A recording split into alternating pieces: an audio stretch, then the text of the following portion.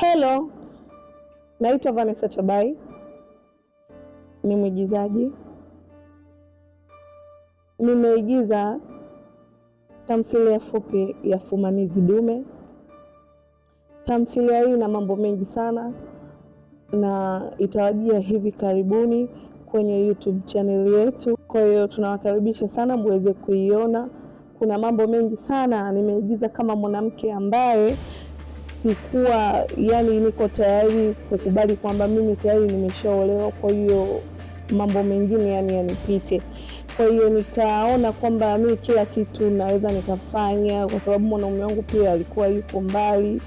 Kwa hiyo nikaona inawezekana lazima niwe na mtu wa nje, lakini hatimaye maamuzi yangu yakaja yakanifanya nikaja nikajitia.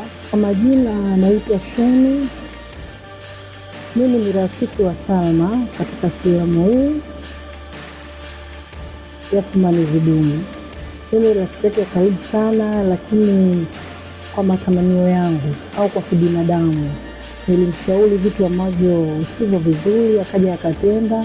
Lakini kilichotokea ile bwana alipotokea huko, aliporudi akadili na mimi nikakolea na mahaba yake. Kwa hiyo ni hapo sasa, watazamaji, mkae tayari kuangalia Fumanizi Dume. Tupo mwisho wa picha, mume wangu akarudi nyumbani akanifumania.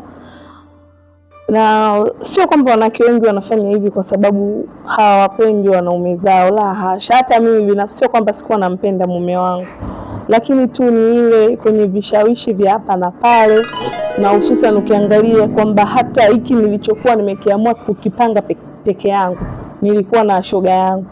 Kwa hiyo shoga yangu ndo ambaye alinitia ujinga, nikaona kwa kweli mwanaume wangu uko mbali, acha na mimi nifanye. Kwanza kwa nini nikae muda mrefu bila kuwa na mwanaume au nini? Kwa hiyo nikaamua kufanya, lakini mwisho wa picha kilichotokea sio mume wangu aliyeumia kwenye hili swala ambalo kilichotokea humu ndani ya Fumanizi Dume. Sio mume wangu aliyeumia. Mwisho wa picha ni mimi ndo nimeteseka na mimi ndo niliumia.